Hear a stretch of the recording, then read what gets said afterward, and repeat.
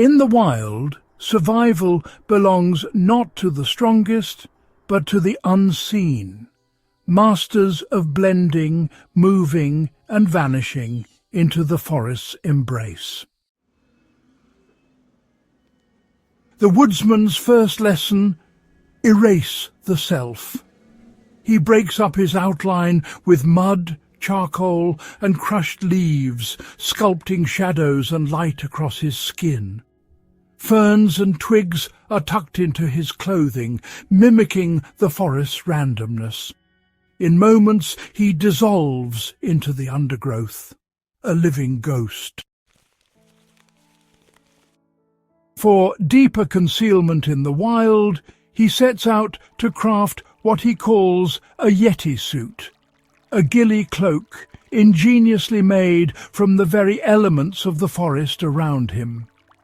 He moves quietly, gathering moss, bark and grass, always careful to take only a little from each spot, so the landscape remains undisturbed.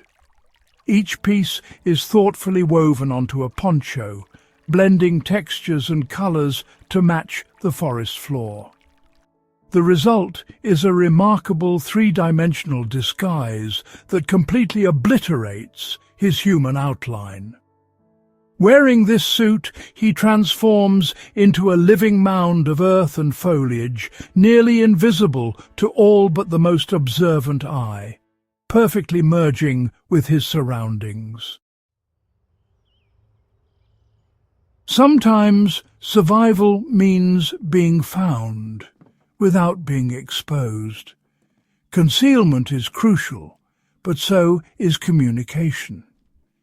Hidden deep in the foliage, he carefully positions a signal mirror, angling it just right to catch the sun.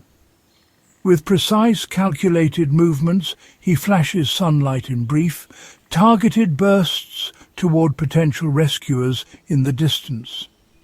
The glint vanishes in an instant, easily dismissed as a trick of the light by anyone not looking for it.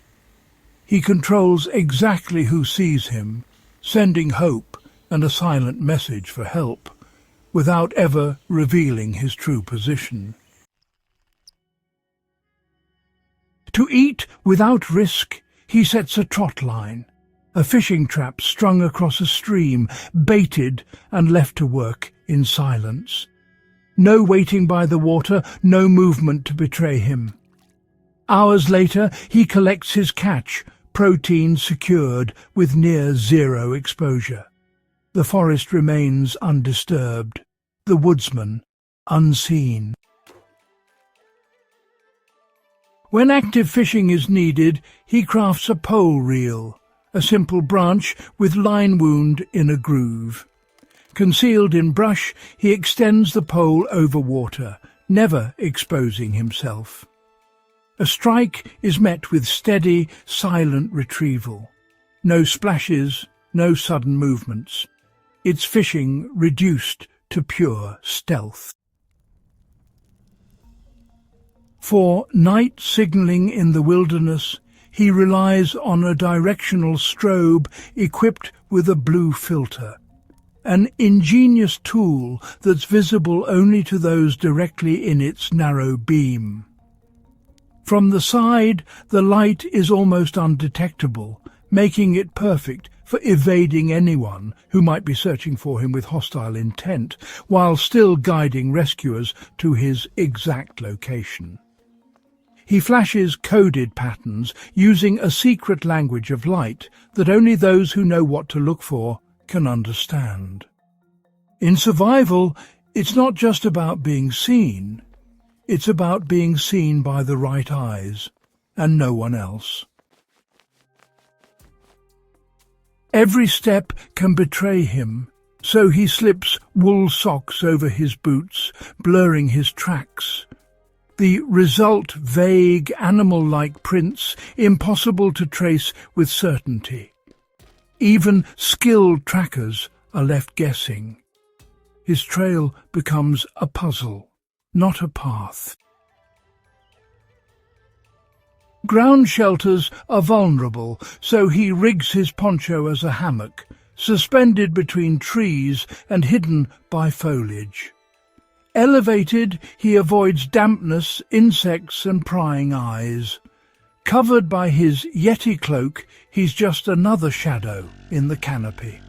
It's shelter, concealment and observation post in one. A tangled rope can cost precious seconds. He uses the commando coil, neat loops, tightly bound, ready to deploy instantly. No knots, no snags, just smooth, reliable rope when he needs it most. Preparedness is silent power. Bulky backpacks snag and silhouette. Instead, he rolls his gear in a poncho, bends it into a horseshoe, and slings it across his back. The pack hugs his body, moving fluidly through brush. It's waterproof, low profile, and quick to drop if needed. Adaptation keeps him swift and unseen.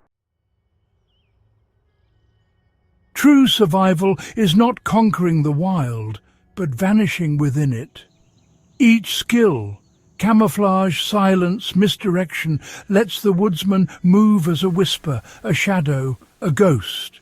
He leaves no scars, no sound, no trace.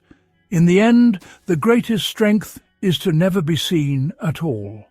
Total Lines, 45.